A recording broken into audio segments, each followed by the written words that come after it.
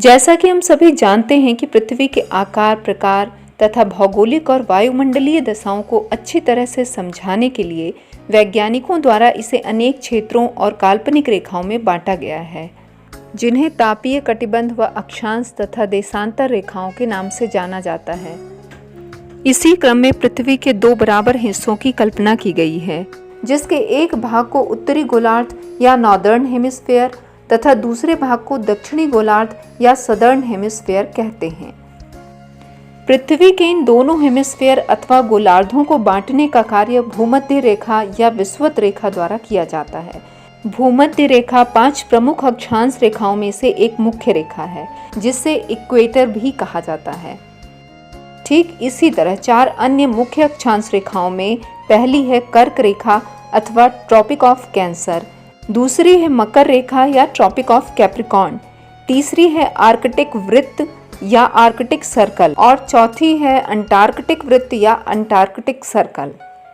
इन्हीं 5 मुख्य रेखाओं के मध्य पड़ने वाले क्षेत्रों को तापीय कटिबंध या हीट जोन्स कहा जाता है।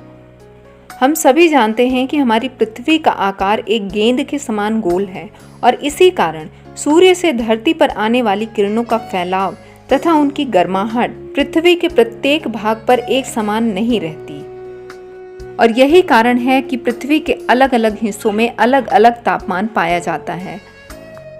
और इसी के आधार पर पृथ्वी को 3 प्रकार के तापीय कटिबंधों अथवा हीट जोन्स में बांटा गया है, जिनमें पहला है टॉरिड जोन या उष्ण कटिबंधीय क्षेत्र, दूसरा है टेम्परेट जोन या समशीतोष्ण कटिबंधीय क्षेत्र और तीसरा है फ्रिजिड जोन या शीत कटिबंधीय क्षेत्र।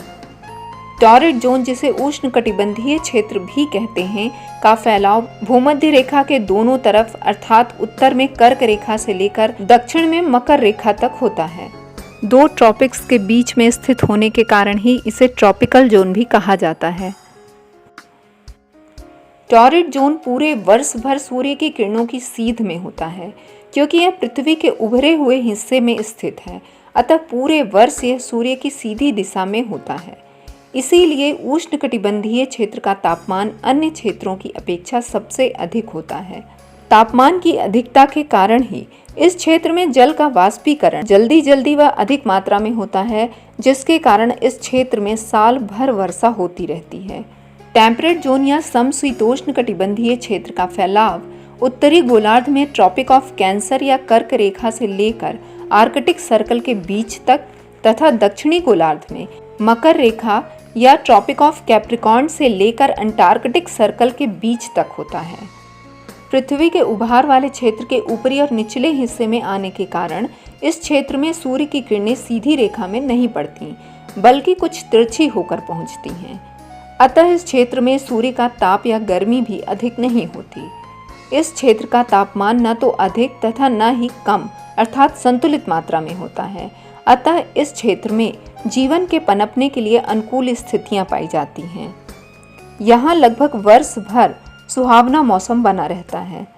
और अंत में फ्रिजिड जोन या शीत कटिबंधीय क्षेत्र आता है, जो नॉर्दर्न हेमिस्फीयर में आर्कटिक सर्कल से लेकर नॉर्थ पोल तक तथा सदर्न हेमिस्फीयर में अंटार्कटिक सर्कल से लेकर साउथ पोल तक फैला हुआ है।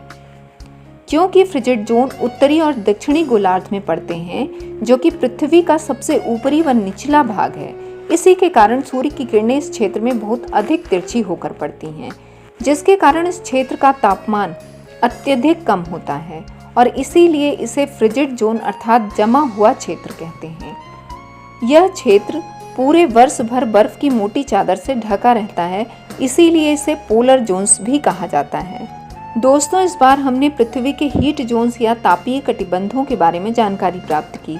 अपने अगले एपिसोड में हम इनमें पाई जाने वाली जलवायु व वनस्पतियों के बारे में जानेंगे। तो मिलते हैं अपने अगले वीडियो में, तब तक के लिए नमस्कार।